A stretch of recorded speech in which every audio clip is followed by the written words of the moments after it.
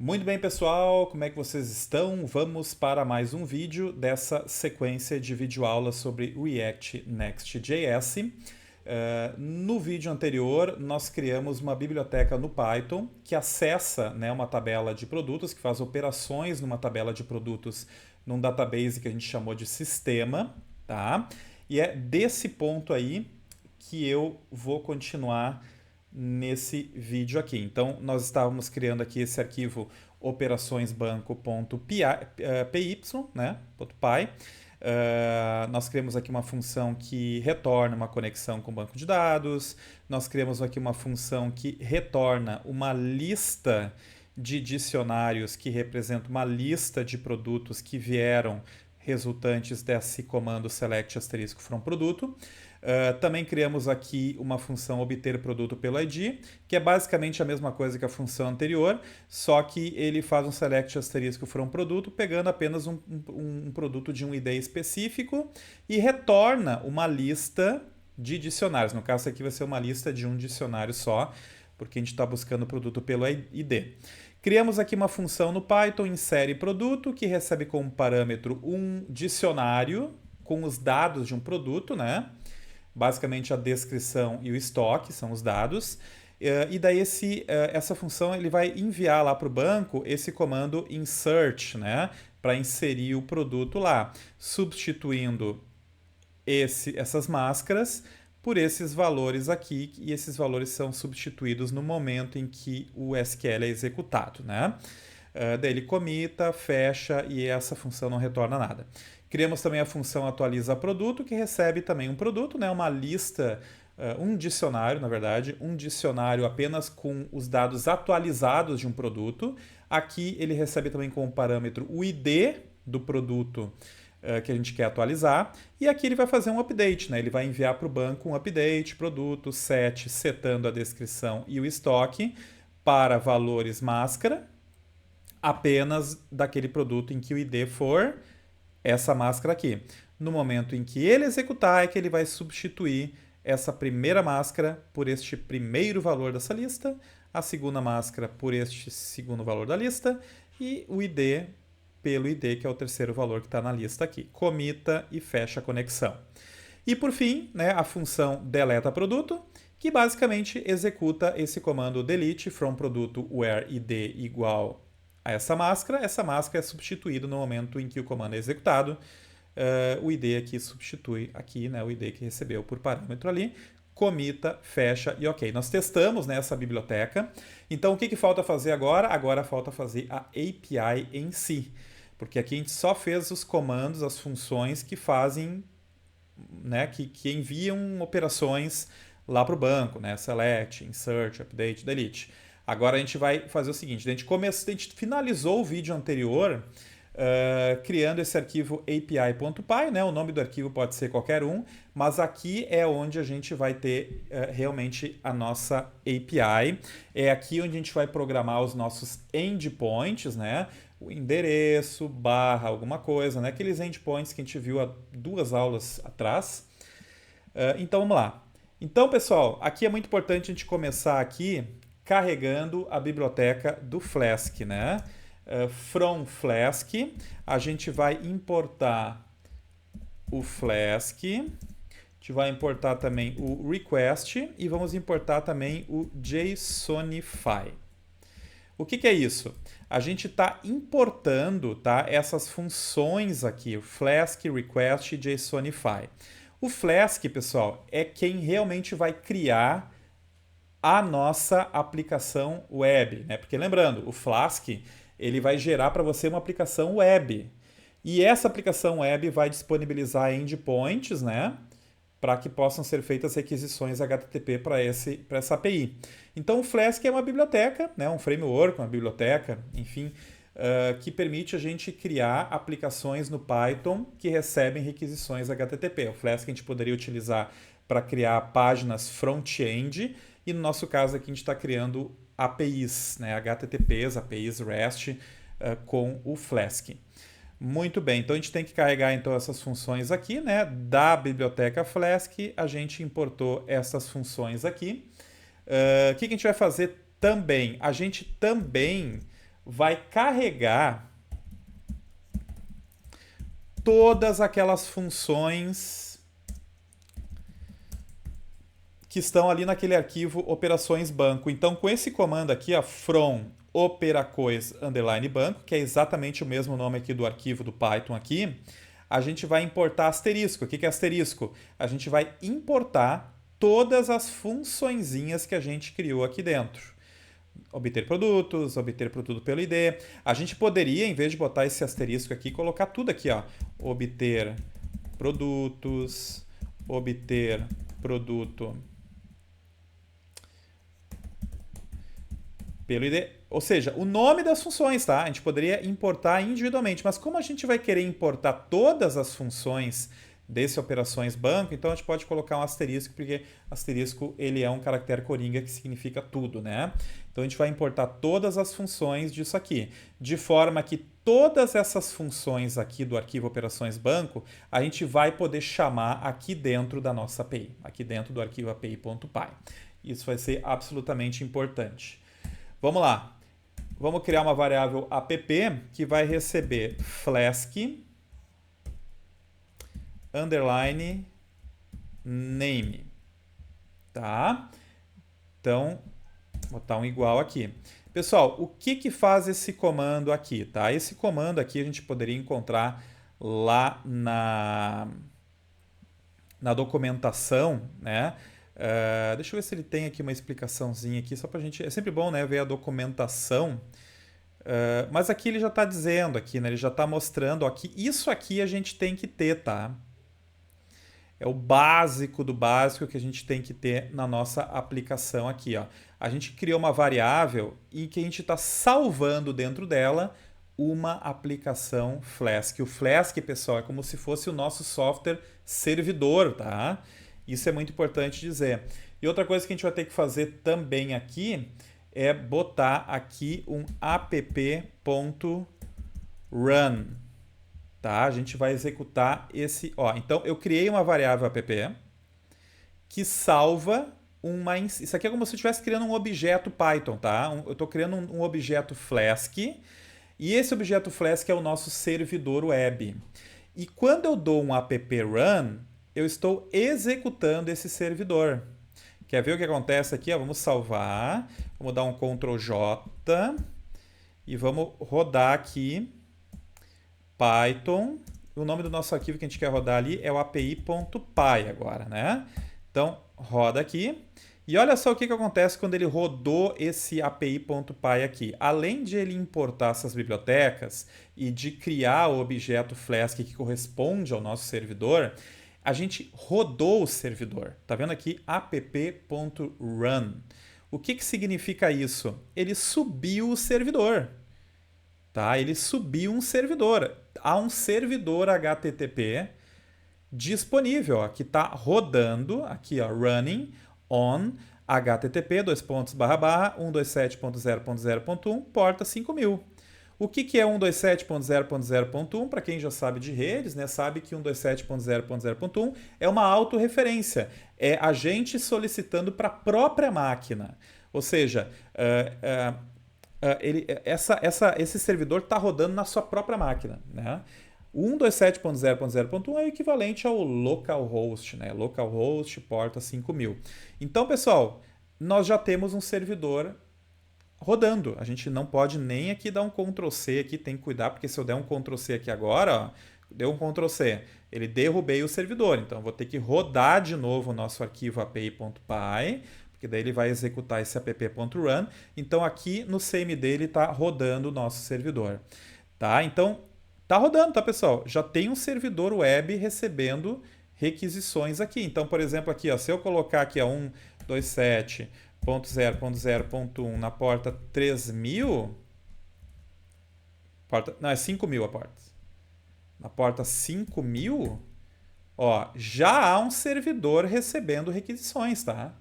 127.0.0.1, porta 5000. Mas olha só o que aconteceu quando eu chamei o servidor not found. Por quê? Porque eu ainda, esse servidor ele está rodando, ele inclusive retornou um erro 404, ou seja, ele enviou uma requisição para o servidor e retornou uma mensagem com 404. Ou seja, a URL requisitada não foi encontrada no servidor, ou seja, ele encontrou o servidor, mas ele não encontrou nada de conteúdo lá dentro para que pudesse ser retornado, né? Então a gente vai agora criar o que ali dentro daquele servidor? Os endpoints, né? Como a gente viu há 2 vídeos atrás. Então qual é que vai ser o primeiro endpoint que a gente vai criar? A gente vai fazer o seguinte, ó, olha só como é fácil, tá? Olha só como é fácil. Eu vou criar uma função aqui que eu vou chamar ela de obter produtos, tá? Inicialmente vai ser, eu acho que ela vai manter esse nome mesmo. Ó, uma função Python, tá? O que eu vou fazer nessa função Python? Eu vou dar um printzinho aqui, ó. Olá mundo. Clássico Olá mundo. Então, olha só. Eu criei uma funçãozinha obter produtos. Poderia ser qualquer nome essa função aqui. E eu dentro dela eu coloquei Olá mundos. Mas como é que a gente acessa essa função via requisição HTTP? Eu vou fazer o seguinte, eu vou colocar aqui em cima dele um app.root e eu vou colocar o seguinte, ó, produto, ok, eu vou aceitar aqui a recomendação aqui da inteligência artificial, porque é exatamente isso que eu digitaria ali. Opa, faltou um E aqui, ó. Ops, agora sim. Olha só o que eu fiz aqui, pessoal. Tá vendo esse código aqui em cima, logo em cima da definição da função? Olha só o que acontece. Deixa eu botar um barra aqui, ó. Eu acabei de definir neste meu servidor Flask que quando o usuário fizer uma requisição para 127.2.5.000 barra produto usando o método get, esta função vai ser executada. Esta função vai ser executada. Então, pessoal, eu acabei de criar esse endpoint aqui, ó. Vou até colocar como comentário, tá? Endpoint 127.0.0.1 porta 3000 barra produto. Lembra dos endpoints? Claro, HTTP, ó. Eu acabei de criar esse endpoint. Eu disse para o meu servidor que quando alguém requisitar este servidor colocando lá no fim barra produto pelo método get, ele vai executar esta função obter produtos. Porque quando eu coloquei essa rota, é uma rota, né? Eu estou definindo que quando ele requisitar por barra produto, ele tem que executar essa função que está logo aqui embaixo. Então eu vou salvar, eu vou ter que vir aqui no meu linha de comando, vou dar um Ctrl C para encerrar o meu servidor, vou subir o servidor novo, porque eu já atualizei, né? Por que eu vou subir o servidor novo? Porque eu acabei de fazer alterações no arquivo, né? Pronto, executei de novo, e agora quando eu vier aqui e colocar barra produto, deu um erro interno no sistema. Muito bem. Que era o que a gente não esperava que acontecesse, né? Então ocorreu algum erro interno no sistema aqui. Ah, tá. E o que aconteceu aqui? Ó? Eu tô dando uma olhada aqui no erro. Ele está dizendo que a função obter produtos não retornou uma resposta válida. Eu preciso botar um return aqui, nem que seja um return olá mundo também.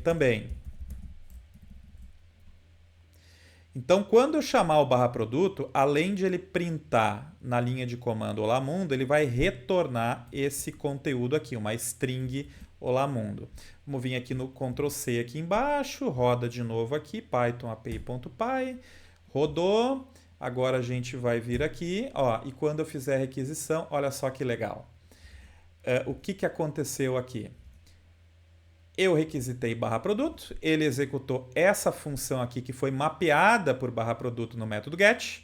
E ele printou aqui, ó, tá vendo o olá mundo aqui, ó, o resultado desse print está aqui. E ele retornou esse conteúdo. Esse é o conteúdo que ele retornou lá para o requisitante. Então, o meu navegador fez essa requisição e ele retornou uma string, basicamente. Retornou uma string. Mas vocês sacam que quando a gente chamar obter produtos, a gente não quer fazer isso. A gente quer fazer o quê? A gente vai fazer o seguinte, eu vou criar uma variável produtos e eu vou chamar agora aquela função obter produtos. Vocês lembram que função é essa? Obter produtos é aquela função do operações banco. Então, pessoal, eu estou chamando essa função que vai retornar para cá uma lista de dicionários com os produtos. Então, eu estou chamando aquela função do banco de dados que vai me retornar para cá aquela lista de dicionários. E daí, sabe o que eu vou fazer aqui para finalizar? Ao invés de eu retornar produtos em si, ou ao invés de retornar uma string, ó, produtos, eu vou retornar isso aqui, ó. Eu vou chamar a função JSONify, que vai receber como parâmetro produtos. Então, olha só o que vai acontecer. Quando eu chamar a barra produto via método get, ele executa a função obter produtos, ele vai invocar o obter produtos lá do banco, que vai retornar para cá uma lista de dicionários, e daí a minha requisição barra produto vai retornar uma versão JSONificada de produtos. Ou seja, ele vai pegar o JSONify, é uma função que a gente importou aqui em cima, que vai transformar uma lista de dicionários, que é um formato que o Python conhece, vai transformar isso para um JSON, um texto JSONificado. E daí ele vai retornar um JSON. Então eu salvo aqui, venho aqui no servidor, dou um Ctrl C, rodo ele de novo e agora quando a gente pedir o barra produto, olha só que legal, deu erro interno, faltou alguma coisa ainda. O que ele deu aqui? Obter produtos. Ele deu uma... Ah, tá. Entendi o que aconteceu aqui. Olha o que aconteceu. É que o nome da função lá no MySQL, obter produtos, é o mesmo nome que eu dei aqui, ó. Sabe qual é o erro que ele está dando aqui, ó? Recursão. Eu estou chamando minha própria função e isso aqui está dando um loop, porque eu estou chamando a minha própria função, que chama a própria função, que chama... Eu vou chamar isso aqui de outro nome, tá? Eu vou chamar de obter hífen produtos. Underline produtos, melhor. Aí, ó. Eu acho que daí agora isso muda, não fica igualzinho ao mesmo nome que eu importei lá do arquivo operações banco. Agora sim não vai dar esse problema. Agora ele está chamando unicamente aquela função daqui. E a gente vai executar de novo, dá um Ctrl C, roda de novo. E agora é para funcionar. Eu vou requisitar de novo aqui, dá um Enter e está aqui, ó. Eu acabei de criar um endpoint de uma API. Então, o meu navegador, que é o cliente, mandou uma mensagem HTTP para este computador, que é o meu próprio computador, e eu solicitei o recurso produto via método GET. Porque lembra, tudo aqui dentro dessa barrinha aqui do navegador aqui é GET, tá? Então, quem é que pegou essa requisição GET? Essa função que chamou lá do banco os produtos, que foram salvos aqui como uma lista de dicionários. O JSONify é uma função que transformou uma lista de dicionários no formato JSON. Tá? O JSON é muito parecido com uma lista de dicionários, mas não é igual. Tá? E daí ele retornou um texto com um JSON daquela lista de dicionários. Retornou para cá. Prontinho aqui. Então, quando a gente quiser testar, a gente pode testar aqui direto aqui no navegador aqui. Tá vendo aqui, ó? Diretamente a gente pode fazer testes aqui do navegador. Mas, pessoal, existe um outro jeito de testar a nossa API dentro do próprio VS Code. A gente pode, por exemplo, instalar aqui uma extensão que é... Como é que é o nome da extensão? Acho que é REST Client. Procurem aqui a extensão REST Client. Tá? O meu já está instalado aqui, tá? Essa aqui mesmo, dá um install. Existe toda uma documentação aqui no REST Client sobre como usar ela. Essa ferramenta, pessoal, vai possibilitar que a gente possa fazer os testes de requisição API dentro do VS Code. Agora que vocês instalaram aquela extensão ali, a gente vai criar aqui dentro da nossa pastinha um arquivo testes.http. Esse arquivo HTTP, ele é exigido esse nome pela extensão REST Client, tá? A gente precisa colocar esse nome ali. Daí, lá no REST Client, a gente vai fazer o quê? A gente vai pegar aqui a documentação, como é que a gente faz uma requisição usando o REST Client. Ó, aqui ele está dando um exemplo do post, mas eu quero uma com o get aqui, ó. Tá aqui, ó. Peguei uma requisição do get aqui, ó. Vou dar um Ctrl C, venho para cá e cola. Deixa eu tirar fora aqui. Cola aqui no arquivo testes HTTP. Eu vou trocar isso aqui para o quê? Para HTTP, sem o S ali, 127.0.0.1, porta 5000 barra produto. Daí, olha só que legal, tá? O que acontece agora? Vocês vêm com o botão direito em cima desse texto aqui. Isso aqui, pessoal, é um teste de requisição. Ao invés da gente ficar testando aqui no navegador, eu posso testar aqui. Botão direito em cima aqui desse comando, dá um send request. Para vocês, deve estar aparecendo no computador de vocês também um botãozinho aqui em cima, send request. Em cima aqui desse get, um botãozinho send request. Vocês podem usar ele. Na minha máquina, eu não sei por que não está aparecendo, mas eu consigo também fazer a requisição, botão direito em cima do textinho aqui, send request. Send request. Olha só o que vai acontecer. Aparentemente não aconteceu nada. Será que ele escondeu aqui?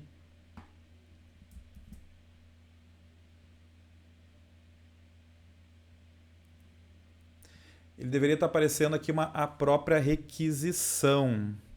Será que eu fiz... Ah, tá. Botei errado aqui, ó. Botei 127.0.0.1. Agora sim, vamos dar um send request. E olha só o que aconteceu. Vai abrir para vocês aqui na direita um painel com a resposta, pessoal. Isso aqui é como se fosse o conteúdo do bilhetinho que a gente mandou lá para o servidor, o nosso servidor Flask da nossa própria máquina. E o servidor Flask retornou esse conteúdo aqui, ó. Essa é a mensagem que o servidor Flask retornou para nós aqui, tá? Ó, 200, ok, a requisição deu ok, o servidor, a data, o tipo de conteúdo que ele retornou, que foi um JSON, e olha só o que ele retornou aqui, um JSON, né? Com os produtos que eu pedi. Então, eu acabei de fazer uma requisição para aquele nosso endpoint aqui, botão direito, send request, e ele retornou essa resposta aqui. Aqui vai ser muito melhor fazer testes aqui dentro do que ficar testando aqui no navegador, tá? Muito melhor. Inclusive no navegador a gente só consegue fazer os testes via get, tá? A gente vai ter que fazer os testes post, put e o delete. Então, vamos fazer o seguinte aqui, ó. Vamos vir na nossa API, porque agora a gente vai criar um endpoint para o post. Então, a gente vai criar aqui uma funçãozinha, inserir produto. Como é que vai ser? Olha só. Produto.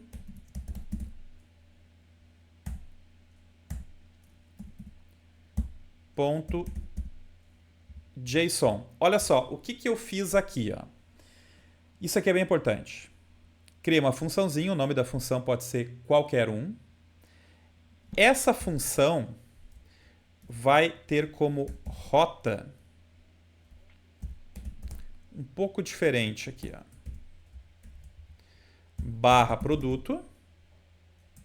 Fecha aqui.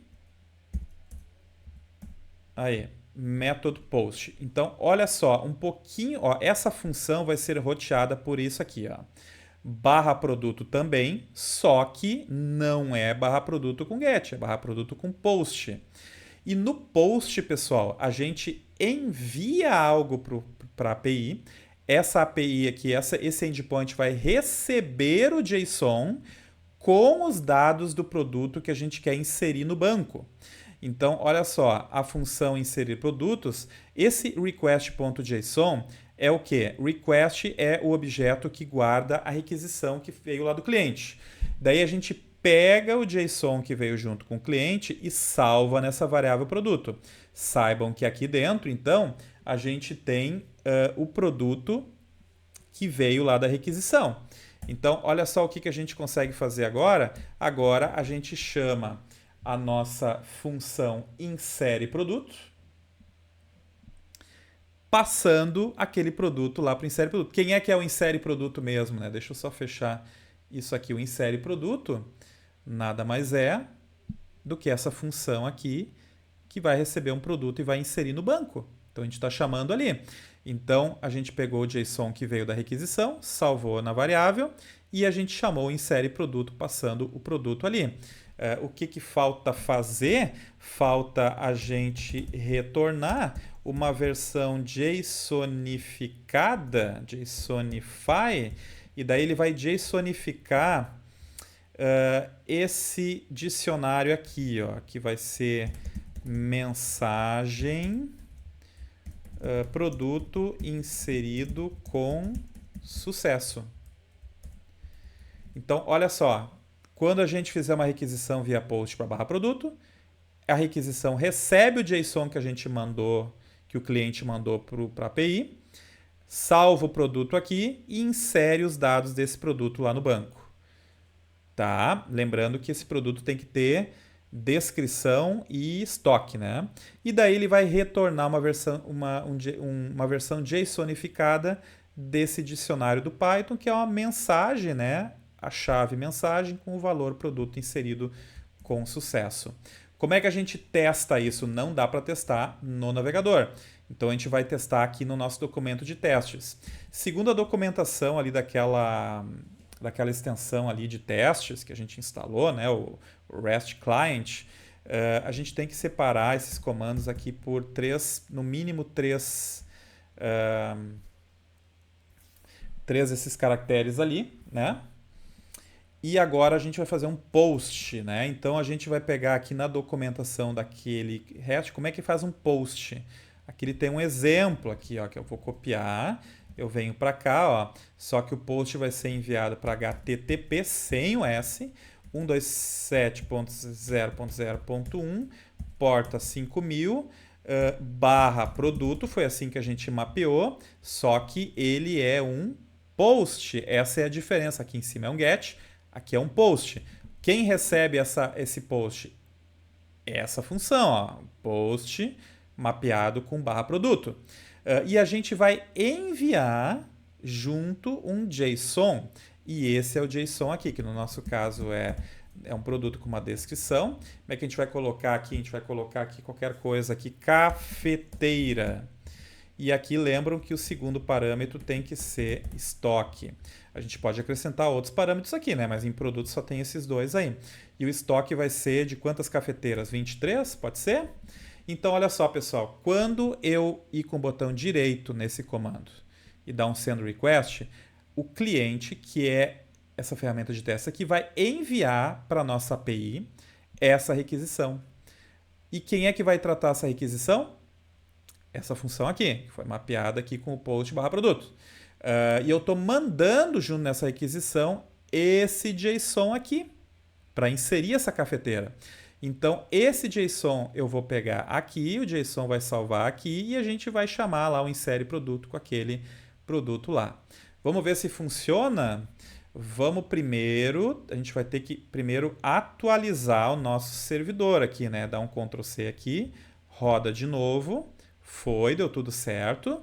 Vamos para a ferramenta de testes, botão direito aqui no comando, send request, ali ó, ele enviou a requisição lá e produto inserido com sucesso foi a resposta. Ó. Certo? Vamos ver se no banco ele inseriu, vamos atualizar aqui, ó. Vamos atualizar aqui. Na verdade a gente pode testar aqui dentro mesmo. Ó. Eu venho aqui na requisição do get, botão direito em cima, send request. Tá vendo que agora ele acrescentou a cafeteira lá? Ó? É porque ele já está no banco, tá tudo certo. Então funcionou esse post aqui. Vamos colocar um outro produto lá, vamos colocar aqui um ar condicionado. Digamos que a empresa comprou 7 ar-condicionados. Botão direito, send request, produto inserido. Agora eu faço um teste aqui nessa outro endpoint, send request, e o ar-condicionado retornou lá do banco direitinho. Show de bola, né? O que falta fazer? O put, e falta fazer também o delete. Essas a gente vai fazer um pouquinho mais rápido, tá, pessoal? Para que o vídeo até não fique tão grande. Então a gente vai fazer o seguinte, a gente vai criar aqui uma função atualizar produto, tá? Essa função vai ser mapeada com o app.root barra produto barra, e agora aqui vai vir uma coisa interessante. Eu vou até aceitar a sugestão aqui, só que aqui vai ser um put, né? Olha só que interessante aqui. A gente criou aqui uma função. Deixa eu só colocar aqui produto igual a request.json, só para a gente ter alguma coisa ali dentro. Então, criei uma função atualizar produto que vai receber um ID de parâmetro. Qual é o ID que vai receber aqui dentro? É porque agora a gente disse o seguinte, ó, com o put a gente tem um endpoint barra produtos barra um ID, que tem que ser um inteiro, ó, um int. Então, logo depois dessa barra, eu estou dizendo que tem que ter um int, um inteiro. Esse int vai ser um ID que vai entrar aqui dentro dessa função. Então, a partir de agora, a gente poderia, né? Ou seja, eu tenho que fazer uma requisição barra produto, barra, e botar um ID aqui, botar um inteiro depois da barra.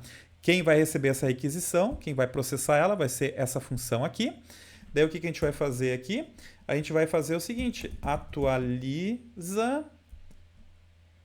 Eu vou aceitar ali a orientação dela ali. É atualiza produto mesmo que a gente colocou lá no banco? Sim, atualiza produto.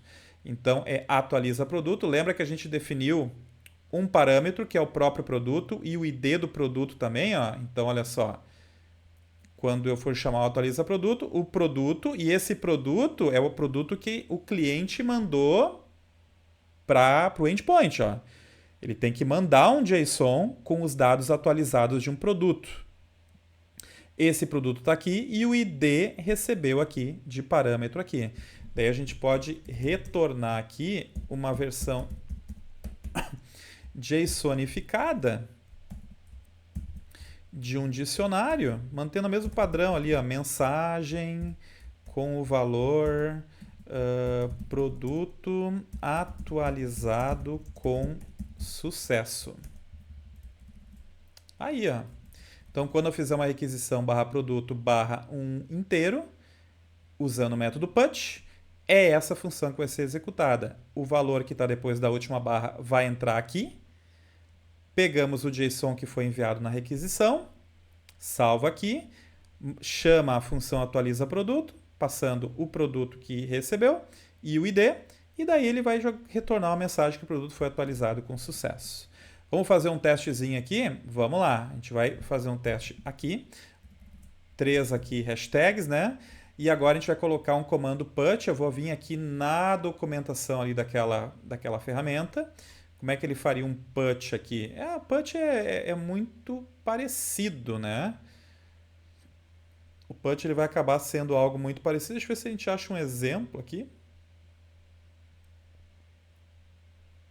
Não tem exemplo, mas não tem problema.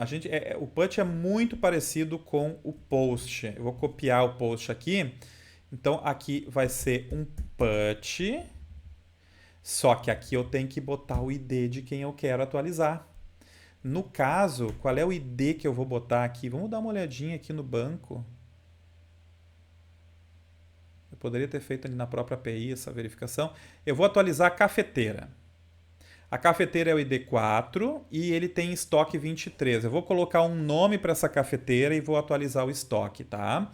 É o ID 4 a cafeteira. Então eu vou fazer uma requisição passando o ID 4 e eu tenho que colocar uma descrição atualizada aqui, cafeteira Melita. E o estoque vai ser maior, vai ser de 30. Pronto, vou requisitar então esse endpoint usando o método put, que a gente sabe que quem vai processar isso vai ser essa função aqui, porque eu mapeei ela com o put e algo depois aqui da barra, né, um inteiro. Então, vamos lá então executando aqui, send request, not found. E o not found aconteceu porque eu acrescentei esse endpoint aqui, mas eu não atualizei aqui. Eu tenho que fechar aqui o servidor aqui no terminal, rodar ele de novo. E agora sim eu venho aqui em testes e faço a requisição aqui, botão direito aqui. E aqui, ó, produto atualizado com sucesso. Se a gente testar aqui o get, ó, roda o get lá em cima, botão direito, send request.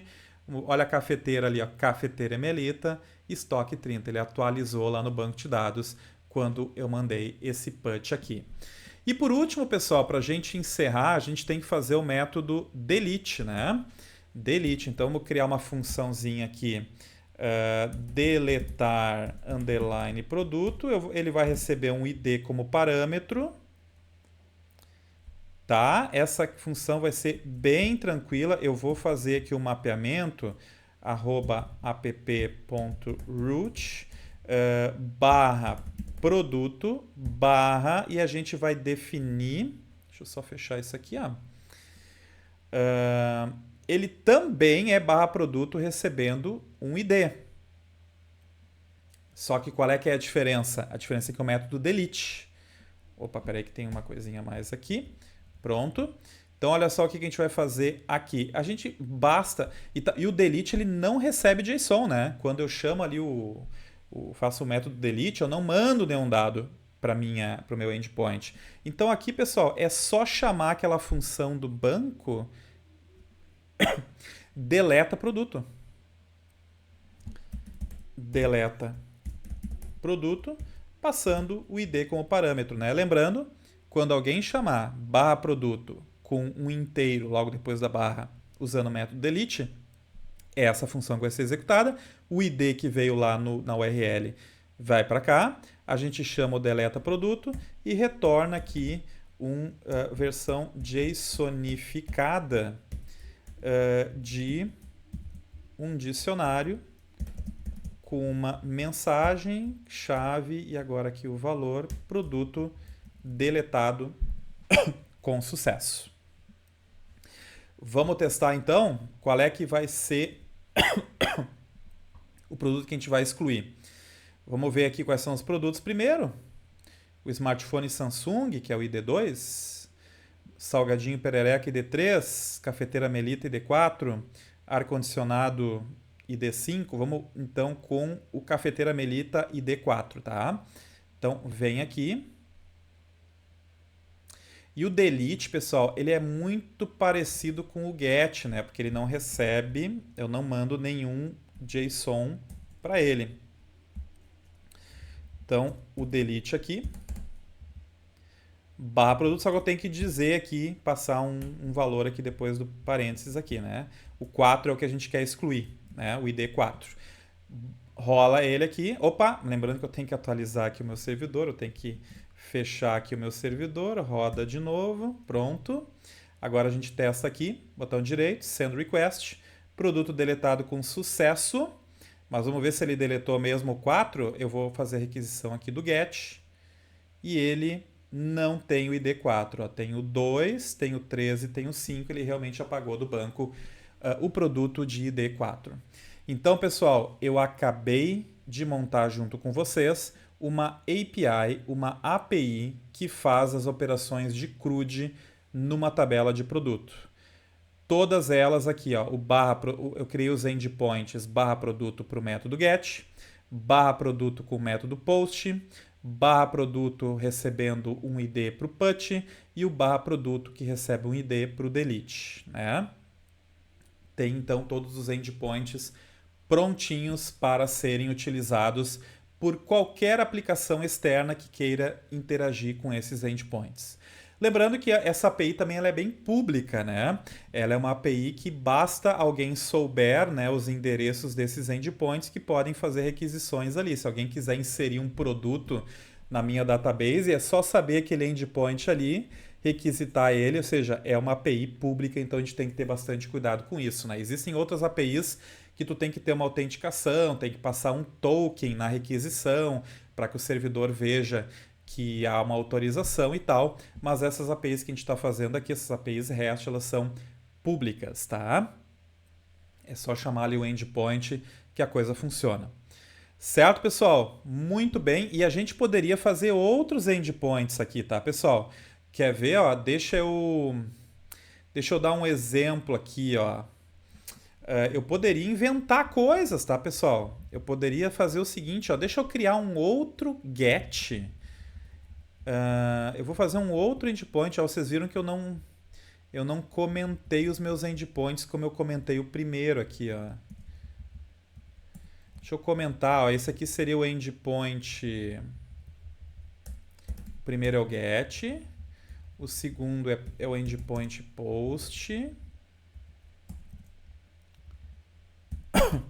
barra id, que é um put. E esse aqui é um delete. Para comentar ali, é um comentáriozinho, né? Só para a gente manter o padrão do que eu estava fazendo antes aqui. Deixa eu tirar esses espaços em branco aqui. Beleza. Eu vou criar mais um endpoint, porque a gente pode, por exemplo, para o get ali, a gente pode ter muita criatividade. Eu quero fazer assim, ó, produtos sem estoque. Então eu criei obter produtos sem estoque.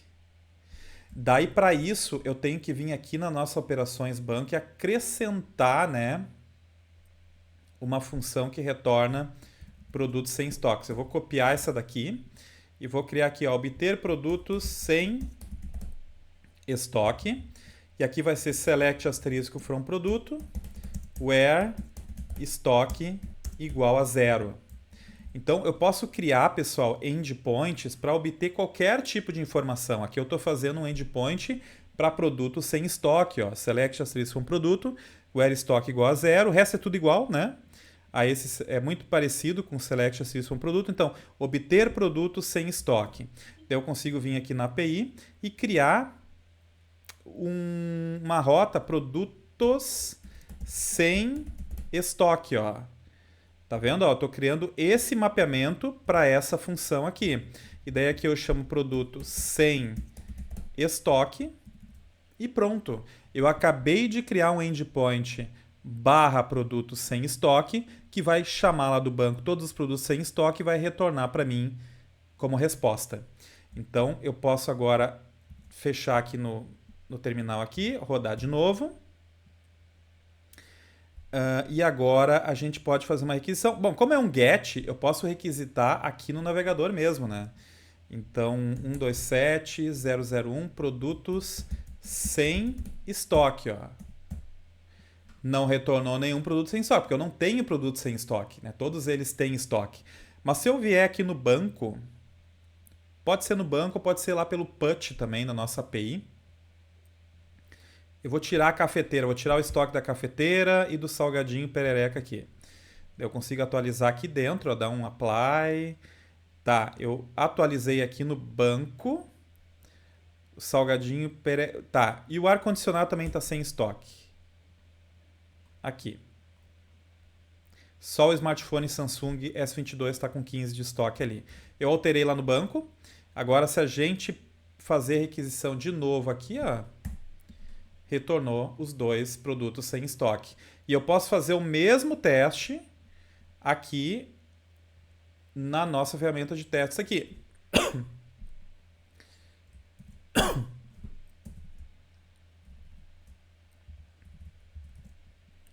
Deixa eu tomar uma aguinha aqui.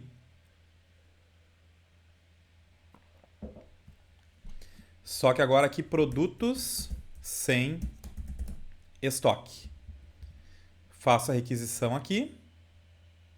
e tá lá, ó, produtos sem estoque. Então, sempre que algum sistema externo nosso quiser saber quais são os produtos sem estoque, pode chamar esse endpoint, porque nós fornecemos um endpoint que retorna os produtos sem estoque. Então vocês têm liberdade aqui para criar outros endpoints, né, tranquilamente nessas requisições aqui. Certo, pessoal? É isso que eu queria mostrar, né? Vocês podem executar esses códigos aí pausando, fazendo junto comigo, verificando o que que errou, né? Uh, Façam modificações também, não precisam seguir exatamente, por exemplo, ali no produto, se uh, eu coloquei ali descrição e estoque, né? Poderia criar outros campos e fazer as alterações vocês mesmos de acordo com os interesses de vocês, né? Quiserem fazer um pouquinho diferente, sempre é ótimo para aprendizado também. Certo, pessoal? É isso que eu queria mostrar nesse vídeo aí. Então, criamos uma API para operações uma tabela de produtos. Então, a partir de agora, os nossos próximos vídeos já vão ser no React Next.js, porque agora a gente vai ter que criar uma aplicação que chama essa API, né? Uma aplicação que use essa API, né? E é o que a gente vai fazer nas próximas aulas. A gente vai criar uma aplicação de cadastro. A gente vai criar uma telinha lá de cadastro de produtos e a gente vai poder, nessa telinha de cadastro, poder inserir produtos, atualizar produtos, fazer consultas em produtos e excluir produtos. E essa nossa aplicação, a gente vai criar um front-end, né, de cadastro de produtos. Sempre que eu for fazer a operação, ela vai chamar esses endpoints aqui para fazer realmente as alterações lá no banco de dados. Mas isso é um assunto para nossas próximas videoaulas.